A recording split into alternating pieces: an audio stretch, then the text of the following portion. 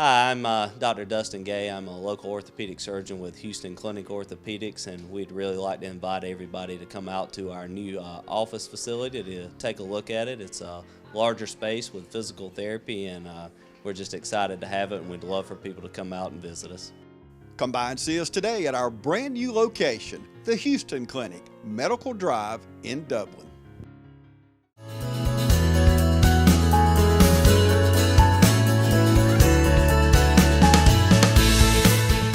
All right, welcome everyone to Fairview Park Hospital. We're here with orthopedic surgeon Dr. Dustin Gay. Dr. Gay, seems like, just a year or so ago you actually came back to town and you started to practice, but it has been a year or so, hasn't it? Yeah, it's been a few years. I think, 8 years this summer, so it goes by fast. My kids were small when we got here, and they're not small anymore, so it goes by faster than you would think it would. Yeah, Dr. Gay, you have built quite a reputation in the community, I can say. I've heard from many people who have used your services, who you've done surgery on, treated over those 8 years, and they've been very pleased not only with the surgery, how everything worked for them, but the bedside manner, so to speak. So. Well, that's kind. I appreciate the kind words. We try to take good care of people and be nice to people, and the rest of it kind of takes care of itself. So. Yeah. So right now, what's changed over the last, 4, 5, 7 weeks for you all at your office? Well, as everybody knows, the COVID-19 virus has made a huge impact not only on the nation, but small towns like Dublin as well. So the virus has no way of just picking on certain places, and it hits even small town Georgia. So we're experiencing just like everybody else. We've been fortunate in our community to have a small caseload of viruses, and the hospital and the community has done a wonderful job of dealing with that, but it has affected how we take care of patients. It affects how we see people in our office and how we screen them and the number of people that we can see and take care of. So, we're learning to triage people and take care of the more important urgent things and try to deal with some of the other less urgent things either by phone or through telehealth visits or all the things that you hear about on the national media.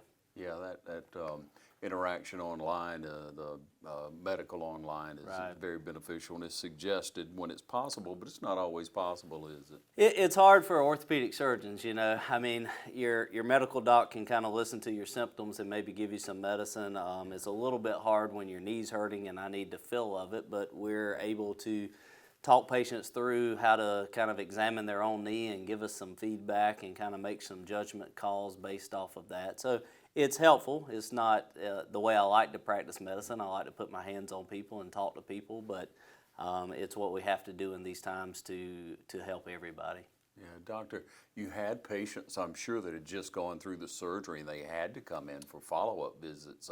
What did your office do to ensure safety of all patients? Sure, there's certainly people we have to see. Our post-op patients are a good example. Fracture patients are a good example. So what we do, like the guidelines suggest, we screen all of the patients as they come in before they enter our office.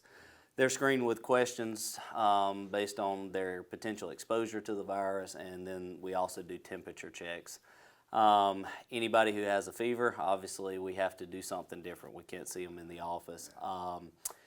Otherwise, we put a mask on them if they pass the screening test, and then they're able to come into the office. We social distance the patients in the waiting room, so we limit the number of people we see, so the patients can be spread more than 6 feet apart. And fortunately for us, we have a nice office building with lots of exam rooms, so we can house a lot of people in their own separate rooms while we're seeing them. So we take precautions just like everybody is and still try to take care of and see the patients that need to be seen. Doctor, you've used Fairview Park for your surgery since you've been here. And you see this happening, you see what procedures that you put into place for safety of your patients and your staff. Right. And I guess we see the same thing here at Fairview Park, don't we? That's right. The hospital has done a phenomenal job dealing with this virus and this pandemic. They jumped on this early, started screening protocols really before I think it was even mandated. Temperature screenings, all the staff is screened, so we don't get a pass on this, okay? All the staff gets screened, everybody wears masks. They've limited the visitation policies, which has been very helpful, so there's not a lot of grouping of patients like in waiting rooms. So they've done a phenomenal job of adjusting the way they bring people into the hospital and our staff into the hospital. They've also done a great job of sort of keeping people working, so they reposition staffing in the hospital to allow people to get their hours and be able to work and pay their bills, but use them where we need them. We have also, tailored the operating room in the same fashion. So I just can't tell you what a great job I think the hospital has done. They have made a COVID unit for patients, so the patients that are positive or suspected positive are placed on one particular floor, and the rest of the hospital is protected. The staff like we use in the operating room obviously doesn't go take care of those patients. So we separate the staffing so that there's no cross exposure of patients to potential COVID patients. So I tell people all the time in my office right now when we're talking about people that really need to go have surgery done that I feel like the safest place for me to be right now is at the hospital. So I prefer to be over here than I do out in the community. Yeah, So a lot better than the grocery store. that's right. Yeah, if you're going to Kroger or Walmart, you're at way more risk than you are in the hospital. So. Yeah, and it's just been so impressive to me the few times that I've been in and out for interviews here that how they treat you at first, taking that temperature, then giving you a mask to wear until you get to where you're going. And if we weren't doing this interview right now, we'd be sitting here with masks on, Absolutely. ladies and gentlemen. But I feel safe when I come into it because of the way things are handled and That's the right. distancing of everyone. But doctor, let's remind people what types of surgery that you do. Sure. So I am an orthopedic surgeon, so I do a lot of knee and hip replacements. So I am fellowship trained, which is extra training in nothing but knee and hip replacements. So that's sort of my passion. We run a joint program here at the hospital. This hospital is a center of excellence for joint replacements, so we're very proud of that. That's been a team effort to make that happen in a small community. So we feel like we provide a level of care that's equivalent to anywhere you can go in the country and get knee and hip replacements. But we also do general orthopedics. So me and my partner, Dr. Richter, do everything from pediatrics to hand surgery to, hip fractures and all fractures really. So we try to take care of the whole gamut of orthopedic needs, maybe with the exception of spine surgery. But we certainly have some great partners. I work for the Hughston Clinic. Heath and I have been with them for about a year and a half now. So if it's something we don't do, we have an array of orthopedic surgeons with subspecialties that we can send people to take care of those problems. Yeah, it speaks volumes about the work that you've done, again, what we've heard in the community. But you get to that point you have to with a knee or hip where you're in a lot of pain. That's right. Yeah, and we see patients, now that have severe end-stage arthritis, knee and hip pain that, are still needing surgery in these times. So we're having to make decisions not only by me, but along with the patient and their families about what their level of disability is, what their functional limitations are, how much pain they're having, and whether or not we can control it and wait to do the surgery and delay it, or whether we go ahead and proceed with surgery now during these times. Is it true, doctor, that if you live with that pain, a lot of times pain will show up in other places because you have to shift your body in order to function, right? Sure, yeah, things like knee and hip replacements are, quote, elective surgery, but they have impacts if we don't do anything about them. So,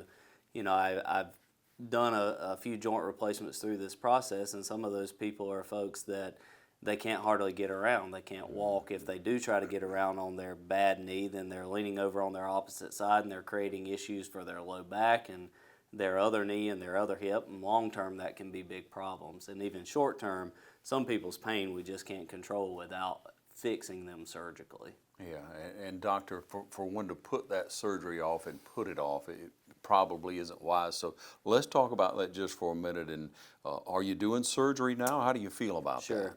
So we are doing surgery. Obviously, the state of Georgia, Governor Kemp has kind of opened things back up a little bit in a staged fashion, really starting this week, starting today, a little bit yesterday. So that's allowing us to be a little bit more open to elective surgery, but the CMS and Medicare guidelines gave us a little bit of leeway with knee and hip replacement surgery, in that some people it's not really elective. They're debilitated. They can't walk. They can't take care of themselves. They can't function. So those people we operate on. this sort of move back to elective surgery is going to free us up a little bit, but we're still very restrictive right now. We look at the patients, we look at their illness and their impact on their lifestyle and their ability to control their pain and decide along with them, which I think is the most important part, the patient and their family, and how they feel about the risk. Some of the big things that patients don't think about is how we manage them afterwards. So I feel like they're very safe here in the hospital. They're very, very safe in the operating room where we're all wearing masks and are sterile anyway. But the aftercare of physical therapy and rehab is where we have to really focus on how we do that in a social distancing fashion. And we've put protocols in place, and physical therapy departments have their protocols in place to do that. So we're able to do surgery. We're still not doing it quite like we were before, but I think we're learning things about how to care for patients better anyway. Yeah, the elective word is a word that gets me. That I think the only part of elective it is if you have a worn out knee or hip is, I guess, the timing of it, because you have to have it done. Right. I mean, elective is a hard thing to describe. It's a hard thing to define, because what may be elective for you or someone else, well, you know, might not be elective for a patient who can't walk, who can't go to the bathroom, who can't bathe themselves, who can't do their, what we take for granted as normal activities of daily living. And so I did a knee replacement on a gentleman yesterday, and when I saw him this morning in his room, he's in tears. He's crying, thanking me, because today he could get up and go walk to the bathroom, and says he's in less pain than he was the day before on his knee. So, you know, what we call elective is kind of arbitrary, but there are things that people need to have done, and I think we can do that safely if we're just smart about how we do it. Yeah, and if you want a better quality of life, you choose to have that surgery in most cases. Now, I'm sure on the onset, you know, you monitor people and you advise them as to whether or not, but when you start talking about surgery, it's time for surgery. Yeah, by the time we get to the point with someone having knee or hip replacement surgery of talking about surgical intervention, we have been treating that patient a lot of times for years. So they've had medications, they've had injections, they've been through a gamut of treatment options, and they're really at the end of their rope. They're painful, they can't sleep at night, they can't get comfortable sitting, and they're ready for something to be done because their life is dramatically impacted by their disease process. So, Would you even venture to say how many surgeries you've done here? ooh, I would not. You would have to pull some records and do some numbers. We probably do close to 300 joint replacements a year, which is, in Dublin, Georgia, is a lot. Certainly there are bigger cities and bigger places that do a lot more than that, but we do our fair share.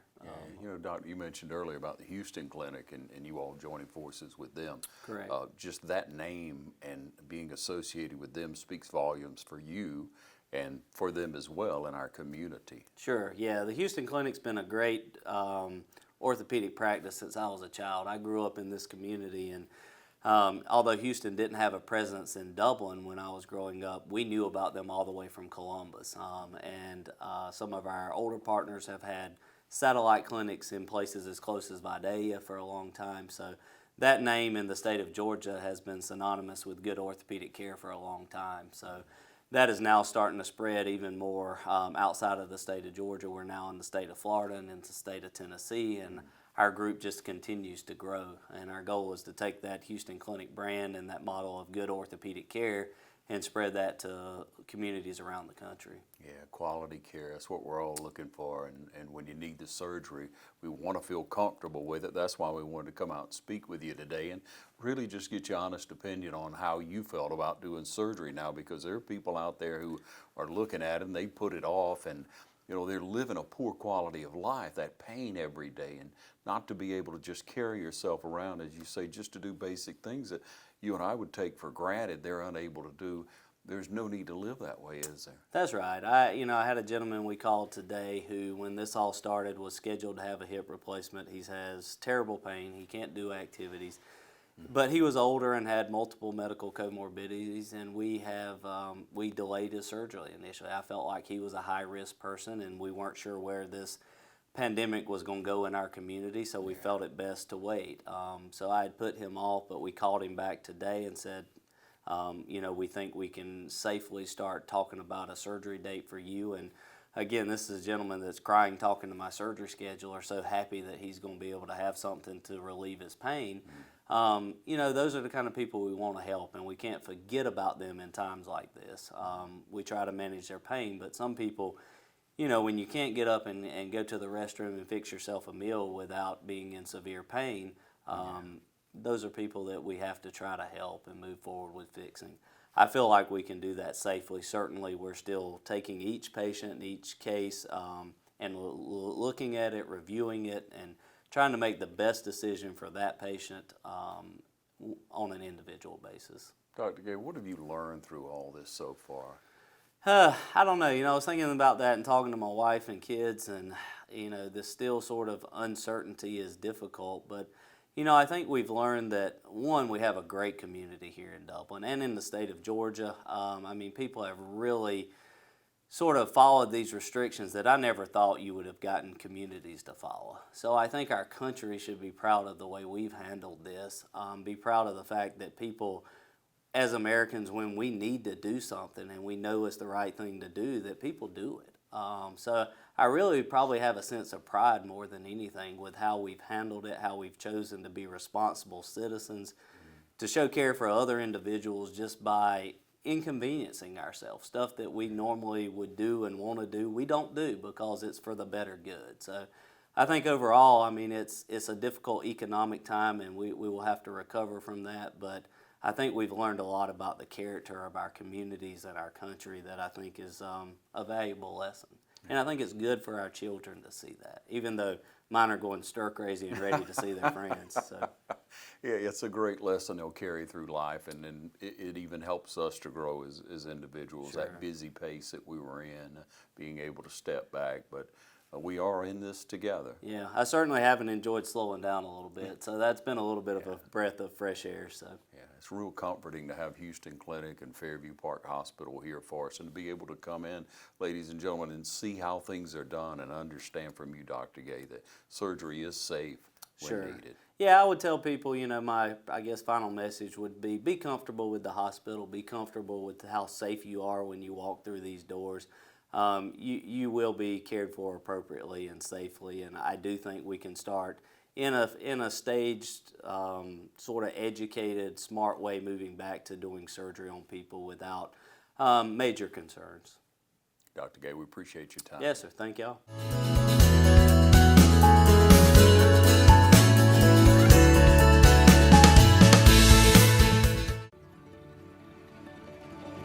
You're not gonna do it? Come on. Just one time. He loves music and books. Don't you? You do.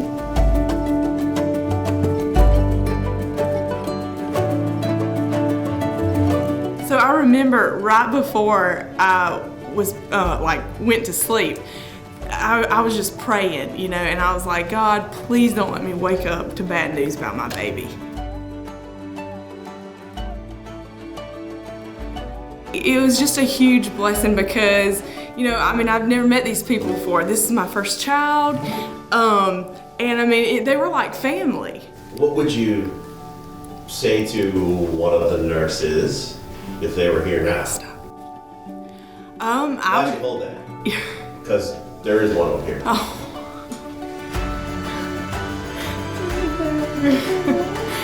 Hey, how are you? Good. Hi, Max. So what was I saying? What would you say to one of the nurses if they were here? I would just say thank you. I wasn't gonna do this. You know, I know that you were just doing your job, so to speak, but you gave me everything.